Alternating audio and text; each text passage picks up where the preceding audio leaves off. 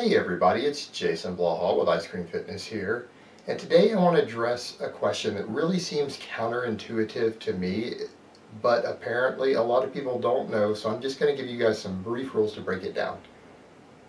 But hold on, let me give you guys a bicep shot first. Also, I want to let you know that I started the Monday Q&A thread on the Ice Cream Fitness Facebook fan page, which I'll link down in the description as I always do.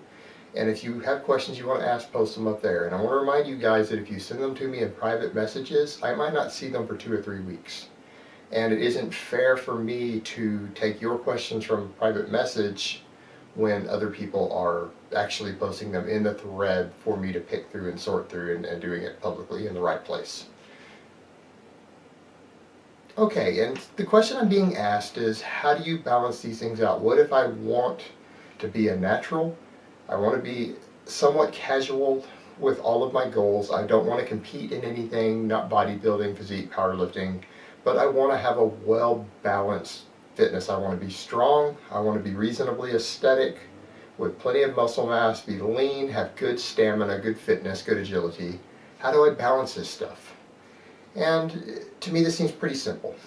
The first thing you need to do is separate your training out based upon your goals and set primary goals. Now, for most of those goals, building a strength base will help you achieve all of the other goals far more quickly. So the core of your workout needs to be some sort of strength-based routine.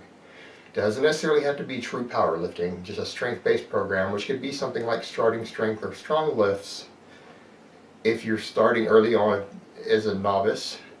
And then the other stuff I'm going to recommend in a minute, my novice program already incorporates, and I'm going to link that down below for people who aren't familiar on where to find it.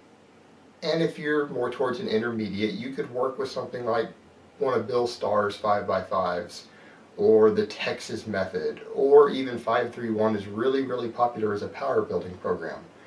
So you want a strength base, a 3 to 4 day a week heavy barbell based strength training program, because that's going to help you with all of your goals. And that needs to be your primary focus. And then behind that, you can add accessory work to help you build more size in the places you need them, to help you bring up your weak points, to help you become more aesthetic. After you do the heavy work, on those same days, you can come in and do, if you need extra curls for your biceps, or you need extra side laterals for the medial head of your deltoid, or whatever your aesthetic weaklings are, you can come in and just do extra isolation movements or compounds that focus on these lifts behind it. And that's how you would get those two things. Now, as far as your extra conditioning work and cardio, and if you want to just play recreational sports, like maybe you play a pickup game of basketball for 2 hours every week, or you play golf or something else, you're into skating, whatever your fitness endeavors are, these outside activities, schedule them around your training. Now, ideally, most of these programs that I've listed are going to be 3 to 4 days a week. So that's going to leave you another 3 to 4 days a week to where you're doing no lifting. You have less chance of interfering with your training, with your other activities. So that gives you 3 to 4 days that you can go do these other things. If you want to jog, run, ride on your bike, play your pickup basketball games, and go play a couple of rounds of golf, whatever other activities you are into, and you're going to want other activities if you want well-rounded fitness and stamina and endurance on top of your strength and muscle, you're going to need to do some of these on your off days. And at the end of the day, since you're not trying to compete at anything and not be the best of the world, if your goal is to have only a 440 squat instead of a 450 or a 475 squat, you don't have to be so anal retentive about it that you never do any of this stuff on the same days you lift. Because the people who avoid that are people looking for that little 1, 2, 3% edge.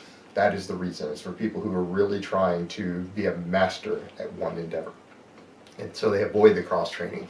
And the best way to do that on the same days is do not do them back to back. Do not weight lift and then go do cardio, or do not go do an hour of cardio and then weight lift immediately after.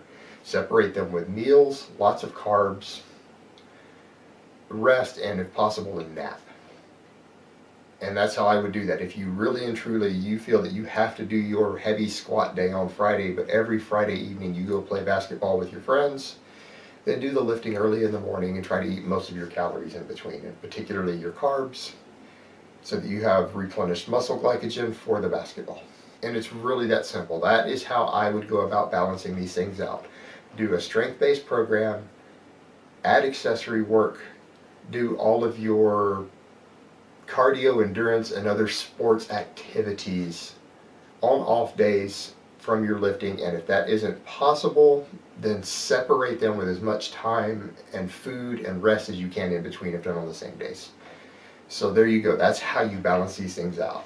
Alright guys, so that's really all I have to say on that today. I hope it has been informative, and I will talk to you next time.